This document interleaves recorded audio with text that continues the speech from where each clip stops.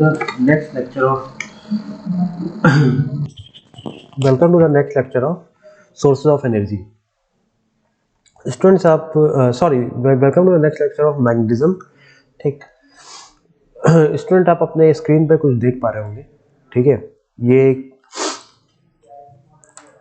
आप जो देख पा रहे हैं, लेट मी चेक कि मैं माइक सही रखा हूँ या नहीं रखा हूँ। I think it is right, ठीक है, और यू आर ऑडिबल, ठीक है। आई थिंक ओके, या ओके। तो आप अपने स्क्रीन पे कुछ देख पा रहे होंगे। ये क्या है? ये एक स्ट्रक्चर है घर का, ठीक है। और यहाँ पे आपको दिख रहा होगा कि ये पोल से वायर के थ्रू इलेक्ट्रिकल घर में बिजली सप्लाई हो रही है, ठीक है। और सबने ऑलमोस्ट देखा है कि पोल पे जैसे लाइट तार जाती रहती है, ठीक है। और आपके घर में कोई एक वायर के थ्रू पहले क्या होता है कि मीटर में आता है और मीटर के थ्रू सारे घर में पास होता है, ठीक है। और हम लोग जैसे जैसे बड़े होते हैं, ठीक है, तो इलेक्ट्रिसिटी से तो हमारा बचपन का मतलब वास्ता होता है। क्या है कि जैसे 1-2 साल के हो जाते हैं तो सबसे पहले बताया जाता है उसको मत छुओ, वो स्विच मत छुओ, ये मत छुओ, वो मत छुओ, ठीक है। तो एक डर पहले से ही पैदा हो जाता है, ठीक है। बच्चे हुए और डर पैदा हो गया कि क्या छूना है और क्या नहीं छूना है, ठीक है। और हमेशा हम ऐसा सोचते हैं कि जब बड़े होंगे तो सीखेंगे कि आखिर ये इतनी जो जंजाल है हमारे सामने वायर्स का, ठीक है, उसमें आखिर ये कैसा होता है, वो कैसा होता है, ये वायर क्या करती है, वो वायर क्या करती है, इसको छूने से क्या होगा, उसको छूने से क्या होगा। तो वो सब जो भी क्यूरियोसिटी आपके मन में अभी तक थी, ठीक है, इस क्लास में हम सॉल्व करेंगे, ठीक है। प्लस आप क्या होता है जब पावर ज़्यादा हो जाता है तो लाइट अपने आप ही गिर जाती है। तो आप जाते हो कहीं से कुछ ऐसे स्विच ऑन वो करते हो, उठाते हो और फिर से लाइट आ जाती है। ये सब चीज़ें हमने क्या कर रखा है, हमने अपने शुरुआती दिनों में, यानी कि एज वी ग्रो ओल्डर, ठीक है, ये सब चीज़ें कर रखी है, ठीक है। स्विचेस ऑन करना, ऑफ करना, स्विच ऑन करने से कैसे बिजली आ जाती है, स्विच ऑफ करने से बिजली घट जाती है, ठीक है। कभी वोल्टेज कम हो गया, ठीक है, वोल्टेज ज़्यादा हो गया, सब हर एक चीज़ से हमारा क्या होता है, इलेक्ट्रिकल में एक वास्ता हो जाता है, ठीक। उन सभी चीज़ों को हम लोग क्या करने वाले हैं आज की क्लासेस में, थोड़ा बातें करेंगे, उन सब चीज़ों के बारे में बातें करेंगे और एक अंडरस्टैंडिंग लेंगे कि आखिर जो चीज़ें हो रही थी वो क्यों हो रही थी। यहाँ पे आप देख रहे होंगे, ठीक है, इस पोल के थ्रू बिजली आई और समवेयर इसके मीटर में गई और मीटर के थ्रू यहाँ पे पूरा इसने कनेक्शन सब जगह दे रखा है, ठीक है। और यहाँ पे भी आप देख रहे होंगे इस फिगर में, ठीक, कि बहुत सारा तार का जंजाल रखा हुआ है, ठीक है। कहाँ कौन सी तार कैसे आ रही है, कहाँ पे क्या हो रहा है, कहाँ पे कौन सी तार जा रही है, ठीक है। ये आप लोग के अभी समझ के बहुत बाहर है, ठीक है। आप लोग नहीं समझ पाओगे देख करके। इवन जो वो चीज़ों को नहीं किया है, वो नहीं जानता है, तो वो भी देख करके चीज़ों को नहीं समझ पाएगा, ठीक है। कि लेकिन सबको एक चीज़ तो एकदम क्लियर है, ठीक है, कि वायर्स बहुत सारे इक्विपमेंट के लिए, हर एक रूम के लिए एक वायर होगा। ये समझ लीजिए रूम नंबर 1 का वायर है, ये रूम नंबर 2 का है, ये रूम नंबर 3 का है। इस तरीके से हमने क्या किया है, एक डिस्ट्रीब्यूशन बनाया है और उसको पूरे डिस्ट्रीब्यूशन को हम लोग इस पैनल से कंट्रोल कर रहे हैं, ठीक है। तो हम लोग समझ जाते हैं कि कौन सा क्या है। चलिए आगे बढ़ते हैं। तो एक अगर हम डायग्रामेटिक रिप्रेजेंटेशन करें, ठीक, तो लाइव वायर जैसे कि आप जानते हैं, पोल पे 2 वायर है, 220 वोल्ट और एक न्यूट्रल पे, ठीक है। तो लाइव वायर ये आपकी आई, ठीक। सबसे पहले आपका कहाँ पे जाता है, ये फ्यूज में, एमसीबी आप क्या मान सकते हैं या फ्यूज कह लीजिए, ठीक है। तो आज के डेट में एमसीबी ज़्यादा पॉपुलर हो गया।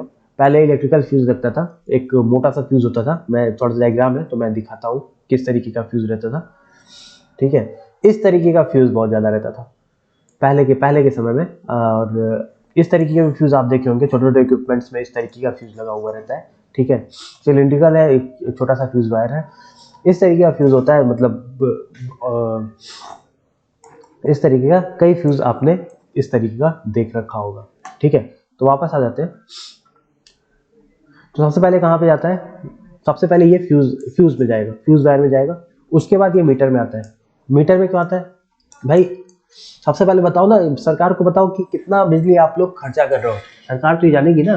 तो और इसके पहले ऐसा नहीं कि यहाँ पे आपने बत्ती जला ली, अगर बत्ती यहाँ पे जला ली तो यार मीटर इसके बाद कितना कंजम्पशन हो रहा है वो मीटर रीड करेगा ना। ठीक है, यहाँ पे कुछ मत लगाओ, पहले मीटर में ले आओ, तार को पहले मीटर में आएगा, और मीटर के बाद क्या होगा, ये डिस्ट्रीब्यूशन बॉक्स में जाएगा, जैसा कि मैंने ऊपर बताया था डिस्ट्रीब्यूशन बॉक्स, और वहां से क्या होगा, घर के डिफरेंट रूम में चला जाएगा। ठीक है, ये डिस्ट्रीब्यूशन बॉक्स देखो, इस तरीके का डिस्ट्रीब्यूशन बॉक्स बनता है। ठीक, और फिर क्या होगा कि आपकी वायरिंग जो है डिफरेंट रूम में चली जाएगी। इस तरीके से वायरिंग चली जाती है। ये आपका होगा तो आपका लाइव हो जाएगा, और एक आपका दौड़ जाएगा न्यूट्रल। ठीक, आपको कुछ भी जलाना है, ये लाइव और न्यूट्रल के बीच में रख दो। ठीक है, वो जल जाएगा, बिजली, पंखा, लाइट जो भी है सब जलाना है। ठीक है, तो अगर आप इन सभी चीजों को देखोगे ना, ये देख रहे होगे, बिजली है, अरे लाइट है, पंखा है, टेबल फैन है, आपका एसी है। ठीक है, सब एक एंड तो सबका लाइव वायर से कनेक्टेड है, दूसरा सबका न्यूट्रल से कनेक्टेड है। ठीक, तो आप कह सकते हो कि हमारी जो हाउस वायरिंग होती है, हाउस वायरिंग वो कैसी होती है, वो पैरेलल कनेक्शन है, पैरेलल कनेक्शन है। ठीक है, और अच्छी बात ये भी है कि पैरेलल कनेक्शन का अच्छी बात ये भी है कि क्यों पैरेलल कनेक्शन है, पहले तो ये जान दो। ठीक है, क्योंकि सब सेम पोटेंशियल डिफरेंस पे है, सेम पोटेंशियल डिफरेंस पे है। ठीक है, अब पैरेलल कनेक्शन ही क्यों करते हैं, मतलब क्या एक और एडवांटेज मिल सकता है। ठीक है, पैरेलल कनेक्शन का एक एडवांटेज ये भी है कि भाई समझ लीजिए आपका ये पंखा था, फैन था, और ये आपका था लाइट। अब क्या हो गया कि बल्ब तो आपका फ्यूज हो गया।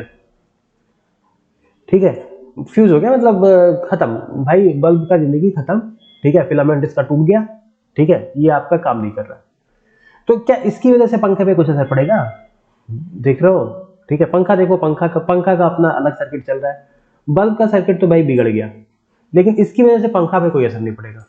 ठीक है, लेकिन अगर यही चीज समझ लीजिए आपकी सीरीज में बनी होती, जैसे आपका फैन यहाँ पे चल रहा होता, फिर इसके बाद आपका पंखा लाइट जल रही होती, और उसके बाद क्या होता, लाइट तो ब्रेक हो गई, लाइट तो खत्म। ठीक है, इस तरीके से होता, तो आपका लाइट गया, उसकी वजह से आपका पंखा चलना बंद हो जाएगा, क्योंकि क्योंकि सर्किट क्या हो गया, सर्किट ब्रेक हो गया। सर्किट क्या हो गया, सर्किट ब्रेक हो गया। लेकिन इस केस में क्या हुआ, सर्किट ब्रेक नहीं हुआ, सर्किट डजंट ब्रेक। ठीक है, तो आपका अगर लाइट खराब हुआ तो भाई लाइट जलना बंद हो जाएगा, लेकिन पंखा चलेगा। ठीक है, सिमिलरली आपका एसी खराब हुआ तो लाइट और ये पंखे और लाइट तो जलेंगे, बस एसी बंद हो जाएगा, तो आप एसी वाले को बुलाओ, वो कर लो। ठीक है, तो कितना अच्छा चीज है। ठीक, कि अगर पैरेलल रखते हैं तो कोई दिक्कत ही नहीं है, लेकिन अगर पैरेलल नहीं रखते हैं तब दिक्कत है भाई। ठीक, तो ये सब चीजें आपने देखी। ठीक है, और तो फिर से एक बार मैं क्लियर कर देता हूँ कि क्या हो रहा था, ये मिटा करके क्या हो रहा था, लाइव वायर, न्यूट्रल वायर, तार खींचे, सबसे पहले आपने फ्यूज में ले गए। ठीक है, फ्यूज भी अभी आगे पढ़ेंगे, फ्यूज क्या होता है आपने देखा होगा। फिर उसके बाद मीटर में ले गए, मीटर में क्यों ले गए, क्योंकि कितना कंजम्पशन हुआ यहीं से तो पता लगेगा, यहीं से पता लगेगा ना। फिर एक डिस्ट्रीब्यूशन बॉक्स में ले गए। ठीक है, डिस्ट्रीब्यूशन बॉक्स क्या होगा कि समझ लीजिए रूम 1 का, रूम 2 का, ठीक है, रूम 3, रूम 4, रूम 5। ठीक है, तो आपको पता है यार, समझ लो रूम 2 की प्रॉब्लम है तो बस बाकी सब रूम अपने आराम से चलते रहेंगे, बस रूम 2 के डिस्ट्रीब्यूशन बॉक्स में आओ और वहां पे आप देख लो कि रूम 2 में क्या दिक्कत है। ठीक है, रूम 1 का अलग रहेगा। समझ लो डिसेंट्रलाइज किया गया है, मतलब हर चीज को अगर डिसेंट्रलाइज कर दोगे तो तुम्हें पता लग जाएगा कि ये वाली प्रॉब्लम, देखो यहां से आ रहा था, आपने 5 अलग अलग वो कर दिए, सेंट्रलाइजेशन कर दिए। अब इसकी वजह से समझ लीजिए रूम 1 2 3 में लाइट गया है। ठीक है, तो अगर यहाँ पे कोई भी दिक्कत है तो बस आपको यहाँ पे आना है, ये वाला पैनल खोलना है और चेक करना है। तो ये होता है तो आपका डिस्ट्रीब्यूशन बॉक्स, आपने भी घर पे जाके देखना। ठीक है, तो एमसीबी के पास आप पाओगे ना कि इस तरीके से ऐसे बना होता है, 5-6 ऐसे बने रहते हैं। ठीक है, और तो यही हर हर एक छोटे छोटे सेंट्रल रीजन को ये एक विंग देखती है, दूसरे विंग को ये देखेगी, तीसरे विंग को ये देखेगी। ठीक है, तो इस तरीके से आपका होता है। ठीक है, घर पे जाकर के देखना तो आपको और बेटर आइडिया लगेगा कि ये क्यों करते हैं। और पैरेलल और सीरीज का तो आप समझ गए होंगे कि पैरेलल और सीरीज में क्या अंतर है और क्या बेनिफिट और क्या नुकसान है। ठीक है, पैरेलल में क्या है कि एक इक्विपमेंट खराब हुआ तो बाकी सब पे कोई असर नहीं पड़ेगा, 220 वोल्ट सबको मिलेगी। ठीक, सीरीज में क्या हुआ, अगर इक्विपमेंट खराब हो गया तो सर्किट ब्रेक कर जाएगा और सबको 220 वोल्ट नहीं मिलेगा, सबको 220 वोल्ट नहीं मिलेगा। ठीक है, इसमें 220 वोल्ट सबको मिलेगा, सबको 220 वोल्ट मिलेगा, सबको मिलेगा। ठीक है, और अगर इक्विपमेंट खराब भी हो गया, समझ लीजिए आपसे इक्विपमेंट टूट भी गया, तो बाकी सब अपना चलते रहेंगे, कोई दिक्कत नहीं है। ठीक है, सर्किट ब्रेक नहीं होगी। तो पैरेलल ही अच्छा हुआ ना, दिखने में आ रहा है यार, पैरेलल ही अच्छा हुआ। ठीक, हमें क्या चाहिए। ठीक है, आप ऐसा तो नहीं करते हो ना कि समझ लो आपके पैर में चोट लग गया तो आप चोट लगा है। ठीक है, तो मतलब ये बेकार सा एग्जांपल मैं दे रहा हूँ। ठीक है, चलो क्लासरूम में आना तो अच्छा एग्जांपल देंगे। ठीक, अभी मैं उतना सोच नहीं पा रहा हूँ। चलो ठीक है, आओ आगे बात करते हैं अर्थिंग के बारे में। अर्थिंग, ठीक है, अब क्या है कि तुम तो यार बड़े बड़े इक्विपमेंट चलाते हो। ठीक है, कहाँ तुम फैन और बल्ब, तुम तो एसी चला रहे हो। ठीक है, हीटर चला रहे हो, गीजर चला रहे हो, ये सब तुम चलाते हो। ठीक है, गर्मी लगी तो एसी चला लिए, जाड़ा लगी तो आपने हीटर चला लिया। ठीक है, बड़े बड़े मतलब होता है ना, बड़े बड़े गाड़ियों का शौक है, वैसे वैसे तुम्हें बड़े बड़े इक्विपमेंट, बड़े बड़े इलेक्ट्रिकल अप्लायंसेस का शौक है। ठीक है, अब क्या हुआ कि तुम्हें ये मालूम है यार बड़ा इलेक्ट्रिकल इक्विपमेंट है, बड़ा पावर खाएगा और बड़ा करंट लेगा। ठीक है, आई इसमें ज़्यादा यूज होगी, करंट ज़्यादा यूज होगी, इसमें भी आई ज़्यादा यूज होगी, इसमें भी आई ज़्यादा यूज होगी। ठीक, अब क्या है कि तुमने अपना घर तो बनवा लिया। यहाँ पे देखो, यहाँ पे हमने हर चीज डिस्कस किया। ठीक है, ये चीज हमने नहीं डिस्कस किया, अर्थ वायर। अब अर्थ वायर क्या होता है, देखो वही तो तुमने, ठीक है, तुमने क्या किया कि सस्ते से मैकेनिक को बुलाया और तुमने अपना घर बनवा लिया।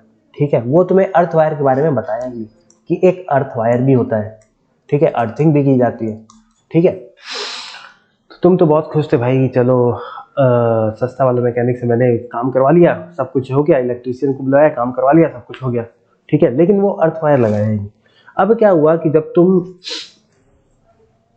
आयरन करने गए अपने क्लोथ को, ठीक है, आयरन करने गए तो तुम्हें बहुत शॉक लगा, इलेक्ट्रिकल शॉक लगा। ठीक, तुम आए, ठीक, घर चिल्लाए कि क्या हो गया भाई, क्यों हमें बहुत शॉक लग गया। चलो बहुत अच्छा हुआ कि बाल बाल बच गए। तो क्या हुआ, तुम्हें पता लगा कि भाई तुम्हारे घर में अर्थिंग तो हुई ही नहीं थी। अब तुम कहे ये अर्थिंग क्या चीज़ होता है, तुम गए और सोचे कि भाई अर्थिंग क्या चीज़ होता है, तो तुम्हें पता लगा कि देखो लाइव वायर से भाई अंदर आया। ठीक है, ये अपना समझ लो प्रेस है और इस तरीके से है, ये प्रेस का समझ लो मेटालिक बॉडी है, इस तरीके से एक मेटालिक बॉडी बना देते हैं। ठीक है, और अब ये लाइव था और ये न्यूट्रल था। ये कहाँ गया, लाइव और neutral, live wire and then neutral wire. ठीक है, अब क्या हुआ कि लाइव और न्यूट्रल से अपना करंट आ रहा था, लाइव से आ रहा था, न्यूट्रल से जा रहा था। ठीक है, लेकिन क्या हुआ कि यहाँ पे चूहा कतर दिया, जिससे क्या हुआ कि यहाँ पर भी आपकी करंट आ गई। ठीक है, थोड़ा टच हो गया, टच होने के कारण यहाँ पर भी करंट आ गई, यहाँ पर नहीं, यहाँ पर समझ, इस वाले वायर को काटा तो यहाँ पे आपकी करंट आ गई। ठीक है, यहाँ पे बहुत सारा करंट है।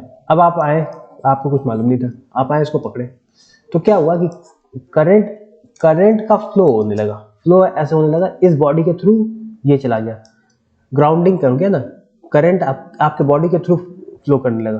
तो आपको क्या लगता है, बहुत तगड़ा इलेक्ट्रिकल शॉक लगता है। ठीक है, शॉक दोनों प्रकार का लगा।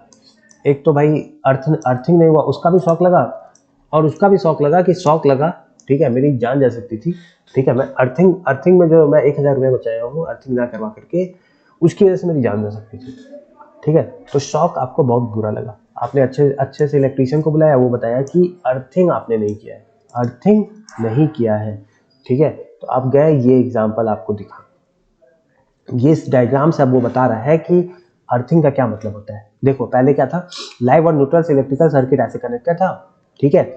क्या हुआ कि कुछ कारणवश इसमें करंट आ गया, लाल से बनाते हैं ना, लाल ज्यादा आपको समझ में आएगा, कुछ कारणवश, ठीक है। वो कारण ऐसा नहीं कि तुरंत हो गया, बहुत एक दो साल बाद, ठीक है, कुछ चूहा इधर उधर कर दिया, कुछ भी हुआ कि इसमें करंट आ गया, अब उसकी वजह से आपने इसको छुआ तो ये नीचे ऐसे आपके थ्रू करंट चला गया, ठीक है।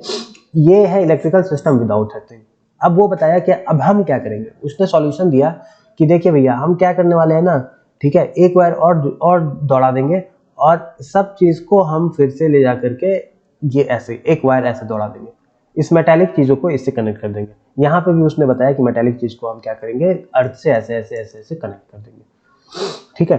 अब उससे क्या होगा, आपने पूछा भाई उससे क्या होगा, ठीक है। तो ये बोलता है, ठीक है, इलेक्ट्रीशियन जो है वो आपका बोलेगा कि देखो यहाँ पे बहुत सारे करंट थे, अब उसको एक रास्ता मिल गया, अर्थ में जाने का एक रास्ता मिल गया, ठीक। अब ये आपकी बॉडी से नहीं पास करेगा, ठीक है, अर्थ में जाने का उसको रास्ता मिल गया। अब जब भी यहाँ पे अट्रैक्ट होगा, एक्यूमुलेट होगा अर्थ पे, वो अपने आप ही चला जाएगा, ठीक है। तो आपने कहा वाह यार ये तो बहुत अच्छी चीज है, इसको तुरंत लगा लो, आराम से ले लो, 1000 की बजाय 1500 रुपए, ठीक है, क्योंकि ये मेरी जान माल सबकी रक्षा कर रहा है, ठीक है। चलो, इसलिए आपको क्या हो गया, अर्थिंग समझ में आ गया, ठीक। तो अर्थिंग में क्या होता है बेसिकली, मतलब अगर आप लैंग्वेज में लिखेंगे तो देखिए ये क्या करते हैं, इलेक्ट्रिकल एप्लायंसेस में, ठीक है, मेटालिक बॉडी में कभी कभी क्या होता है कि कुछ कारणवश चार्ज यहाँ पे एक्यूमुलेट हो जाते हैं, उसके बॉडी में एक्यूमुलेट हो जाते हैं, तो जब भी आप छुओगे, ठीक है, तो आप छुओगे तो आपको शॉक लगने की बहुत हाई प्रोबेबल चांसेस है। तो हम एक क्या करते हैं, एक अलग से वायर हमने लिया, अलग से एक, रुको मैं बताता हूँ, अरे यार क्या हो गया, ठीक है, अलग से वायर समझ लो लिया, ये ब्लैक वाला वायर अलग से लिया और इसके मेटालिक बॉडी में कनेक्ट करके मैंने अर्थ से कनेक्ट कर दिया। तो जब भी चार्ज यहाँ पे एक्यूमुलेट हुए वो अपने आप ही डायरेक्ट यहाँ से चले जाएंगे, और जब भी आप छुओगे तो बहुत कम चांस है कि आपके थ्रू ये चार्ज यहाँ से यहाँ ट्रेवल करे, ठीक है। तो इसी चीज को हम लोग क्या कहते हैं, इस पूरे प्रोसेस को हम लोग क्या कहते हैं, अर्थिंग की प्रोसेस कहते हैं, ठीक है। और एक जो हम लोग वो घुमाते हैं, दौड़ाते हैं, ठीक है, यही है आपका अर्थ वायर, जो कि आप देखेंगे जो सॉकेट होती है, ठीक है, उसमें कहाँ पे रहता है, ऊपर की तरफ रहता है, इस तरीके से आपकी सॉकेट होती है, इसमें ये होता है, ये अर्थ वायर होता है, ठीक है, अर्थ वायर, ठीक। इन दोनों में से लाइव होता है और न्यूट्रल होता है, ठीक है। अब कलर कोडिंग में क्या होगा, अर्थ वायर जो होगा वो किस रंग का होगा, ग्रीन, ठीक है, अर्थ का कलर ग्रीन। लाइव का क्या कलर होगा, लाइव वायर का आपका कलर होगा रेड, क्यों, डर लग रहा है ना, रेड मीन्स डेंजर। न्यूट्रल तो भाई कहेगा कि हम तो न्यूट्रल है, हम क्या रहेंगे, हम तो रहेंगे ब्लैक, ठीक है। तो ये आपका हो जा भाई, हाँ, black colour, neutral wire black colour, earth wire आपका green colour and live wire आपका रेड कलर। तो ये कलर कोडिंग भी आप क्या कर लीजिएगा, याद कर लीजिएगा, कलर कोडिंग लर्न, ठीक है। अब हम इसके बाद आते हैं फ्यूज। आपने कहा गुरुजी आपने ये सब तो बता दिया, ये जो बोला था ना, ये फ्यूज आप बता दीजिए। तो हम क्या, चलो आओ फ्यूज अब पढ़ते हैं, ठीक है। कैसे पढ़ने वाले हैं फ्यूज, ठीक। फ्यूज क्या होता है, types of fuse and application. इस तरीके से आपने कई जगह ऐसी चीजों को देखा होगा, देखा है ना, इस तरीके का देखा होगा बड़ा सा, फिर छोटे छोटे कई फ्यूज आपने अपने लाइफ में देखे होंगे, ठीक है। तो फ्यूज क्या करता है, ठीक है, जो मैं बता रहा था कि ये सब देखा ही होगा, ठीक। फ्यूज का इंग्लिश का मतलब होता है मेल्ट कर जाना, फ्यूज मतलब मेल्ट, ठीक है, मेल्टिंग मतलब मेल्ट कर जाएगा, ठीक है। अब देखिए आप तो थे बहुत शौकीन वाले आदमी, आप अपने घर पे क्या लगवाए थे, एसी लगवाया, बड़ा एसी, ठीक है। आपको कभी कहीं से भी गर्मी टच भी ना कर पाए। ठीक, अब आपने क्या किया, फ्यूज नहीं लगवाया, ठीक है, फ्यूज नहीं लगवाया, तो अब क्या हो गया समझ लो, किसी दिन वोल्टेज ज़्यादा आ गया, मतलब आई मीन करंट ज़्यादा आ गया, और क्या हो गया, एसी जल गया।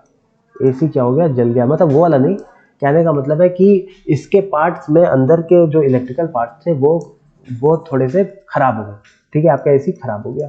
खराब हो गया तो आपने इलेक्ट्रीशियन को बुलाया, इलेक्ट्रीशियन बताया कि भाई देखिए इसमें फ्यूज नहीं लगाया है, और क्या है कि आपके इंटरनल एसी में दिक्कतें आ गई हैं, जिसके कारण मेरा बिल बनेगा 10,000 का। ठीक है, आप तो पगला गए यार, 30,000 की एसी लगवाएं, 6 महीने काम भी नहीं की, और दूसरी गर्मी में ही हमें फ्यूज नहीं लगवाए थे, इसलिए हमें 10,000 का चूना भी लग गया।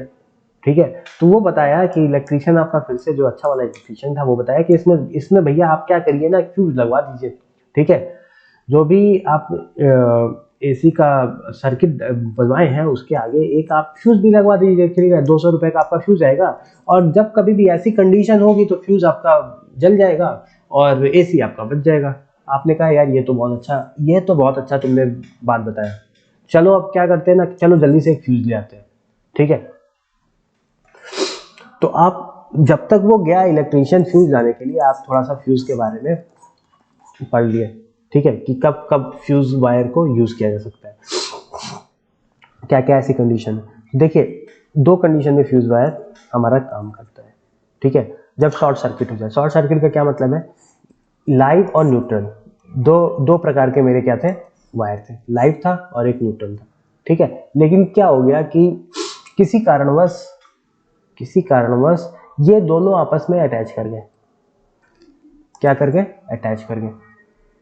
ठीक है, तो जो लाइव और न्यूट्रल से जो करंट ऐसे बह रही थी, ये इक्विपमेंट में जा करके फिर से इसके पास आ रही थी। ठीक है, इलेक्ट्रिकल रेजिस्टेंस में पार करके फिर ऐसे आ रही थी, वो अचानक से करंट बहुत ज्यादा बह जाएगी। अचानक से क्या होगा, करंट बहुत ज्यादा, एक्सट्रीमली हाई करंट अचानक से बह जाएगी। ठीक है, तो ये तो हो जाता है शॉर्ट सर्किट, और इसकी वजह से कभी कभी क्या हो जाता है कि मतलब फायर के भी चांसेस होते हैं। ठीक है, ये है आपकी कंडीशन शॉर्ट सर्किट। तो उसने बताया कि जब आप फ्यूज लगवा लेंगे तो आपको सारे शॉर्ट सर्किट से भी प्रॉब्लम देगा, और ओवरलोडिंग जैसा उसकी नाम सजेस्ट कर रहा है कि लोड से ज्यादा। ठीक है, पिताजी ने तो भाई 10 एसी लगवा दिए थे और बोला था कि एक टाइम में बस 3 चलाना या 4 चलाना। आपके अब दोस्त आ गए पूरे, आपने इन हाउस पार्टी कर रखी है, तो आप क्या कर दिए कि दोस्त बोले कि भाई एसी चला दो, आपने 10 एसी को एकदम मस्त चला दिया। ठीक है, थोड़ी देर बाद क्या हो गया,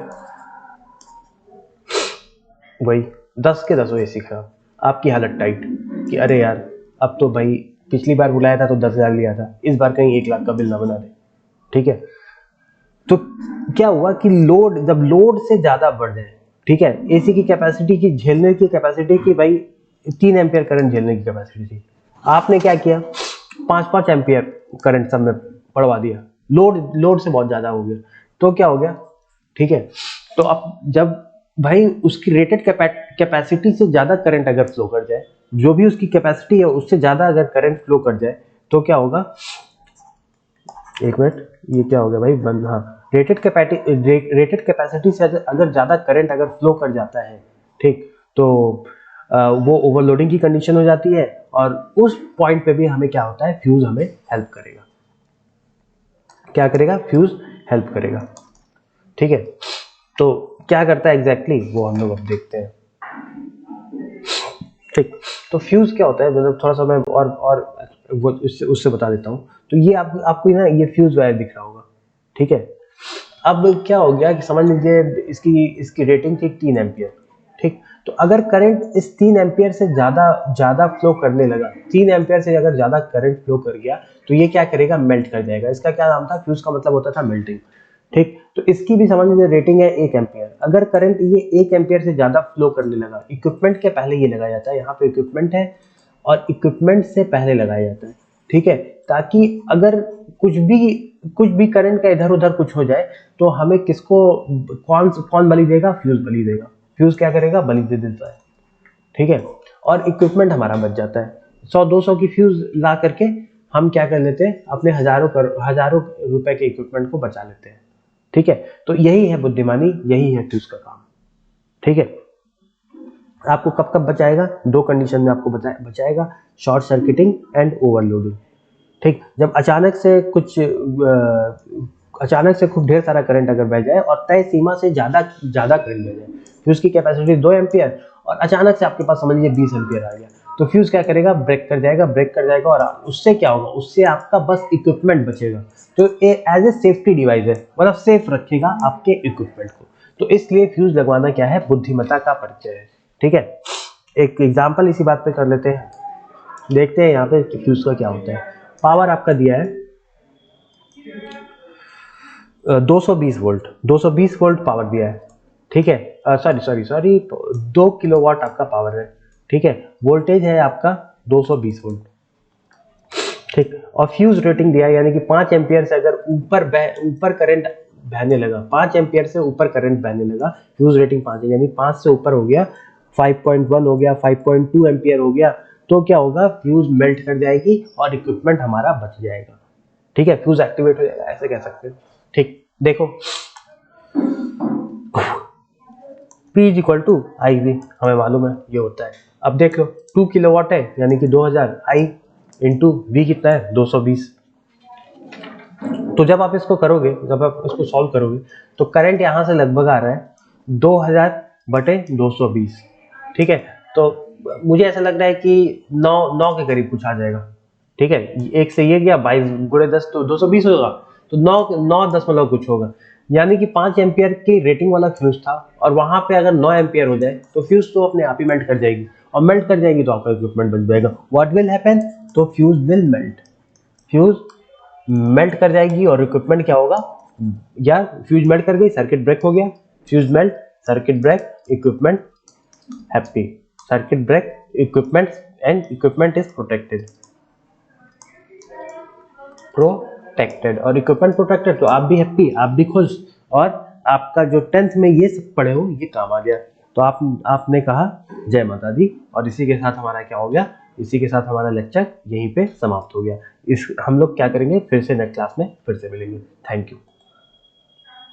और थैंक यू का मतलब ये नहीं कि घर पे जाके पढ़े, नहीं, क्लासरूम में आओ, डिस्कशन करो, घर पे भी पढ़ो, और बेटर चीज ये है कि we are very much committed for your excellence. अब आपको भी उसी तरीके से कमिटेड रहना है अपने एक्सेलेंस के प्रति, अपने टीचर्स के प्रति।